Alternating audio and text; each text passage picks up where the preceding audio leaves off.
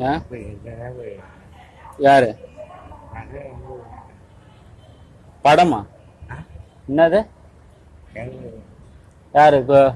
யார கேக்குறாரு யாருமா திவ்யா சரண்யாலாவா வீட்டுக்கு போயிருக்காங்க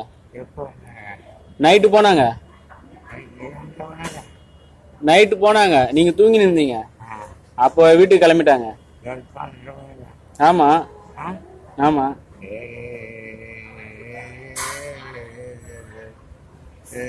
இப்ப வராங்களாம் பாட்டு எடுப்பு நீ ரெக்கார்ட் பண்ண தெரியுமா பாரு எப்பா அந்த சாமி பாட்டு போட நாதராய் கரண்டி பாடு பாடுறேன்னா பாடு என்ன முருகு பாட்டு பாட